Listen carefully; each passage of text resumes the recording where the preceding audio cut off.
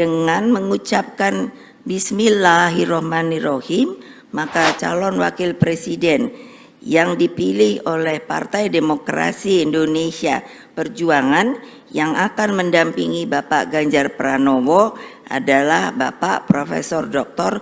Mahfud MD.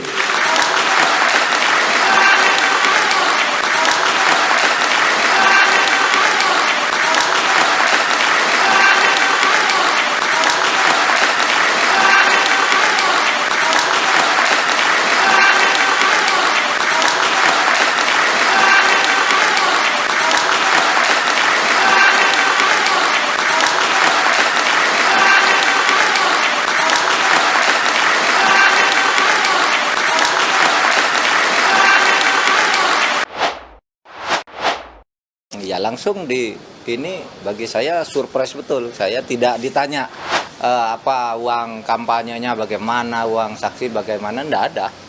Malah ketua partai itu, "You perlu apa?" bilang, "Biar kami yang ngurus karena ini keperluan negara." Gitu.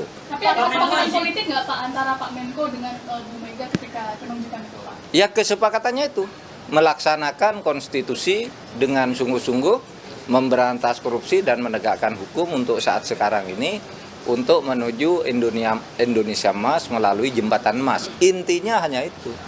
Kesepakatan politik lain tidak ada. Kesepakatan politik yang lainnya konstitusi itulah kesepakatan politik yang berlaku paling tinggi. Semua ada aturannya. Jadi gampang lah. Tidak ada konflik of interest. Apa konflik of interest? Tidak. Saya malah ya, bentar. Tidak akan ada konflik of interest menyangkut saya, karena saya justru akan mengawasi aparat TNI, Polri, dan birokrasi dilarang bersikap memihak. Semuanya harus netral. Dan saya sebagai salah seorang calon ya, akan memberi contoh bahwa saya memimpin netralitas TNI, Polri, dan birokrasi, dan akan juga menegur siapapun yang menggunakan aparat birokrasi TNI, Polri untuk tidak netral di dalam pemilu. Pak Mahfud, ini pembenahan hukum ini kan ruwet kelihatannya.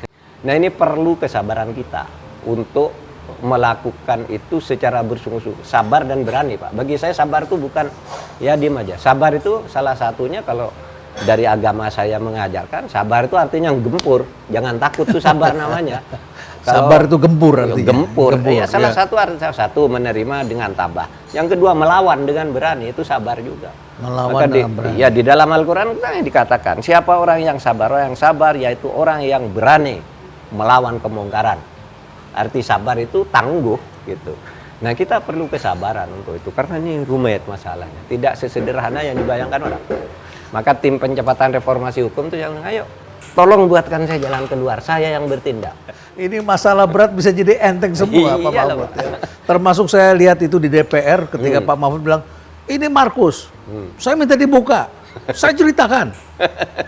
Dan saya belajar menganggap segala sesuatu itu hadapi dengan ringan. Itu dulu saya akan belajar pada Gus Dur. Gus Dur. Saya menempel terus kan. Kalau dianggap yang paling mewariskan, mewakili kegus-duran itu sekarang siapa dalam politik nasional kita? Saya pikir ya Mahfud dalam tindakannya, dalam perilakunya, dalam the way of thinkingnya, dalam apanya dia dengan Gus Dur. Banyak contoh, banyak sahabat dalam soal sikap dan kemudian juga ke praktisnya dan kesederhanaan dalam apanya, gitu loh. Saya pikir saya bisa klaim bahwa dia menteri yang paling sederhana, menteri yang paling apa adanya, gitu loh ya. Dan kemudian juga tanpa beban dan punya nyali. Kita udah lihat reputasi dia baik di DPR, baik waktu dia MK, ketua MK. Dia kan melakukan terobosan dengan rekaman yang dia expose itu waktu itu kan. Kemudian juga jadi menteri, Menko. Dan selama Republik Indonesia berdiri, baru ini sipil Menko Polhukam. Biasanya jenderal-jenderal. Jenderal-jenderal tak ada seberani dia. Nggak bisa aku tanya, nggak ada sehebat dia. Siapa pernah Menko Polkam? Wiranto, SBY, Luhut, siapa? Teddy, siapa? Nggak ada sehebat ini. Dia cakup ini, dia cakup, dia tindak ini, dia apa ini macam-macam tindakan-tindakan dia yang terukur. Artinya Jokowi sangat senang punya tukang pukul seperti ini, Mahfud. Iya, dia punya orang yang betul-betul ini handal. Dan nggak ada interest yang kemudian komplikasinya nggak ada gitu loh. Itu kalau saya lihat ya. Jadi maka pernah saya katakan Indonesia ini 4-5-6 bulan yang lalu, Indonesia ini berbahagia punya Mahfud gitu loh, bangga punya Mahfud ya kan.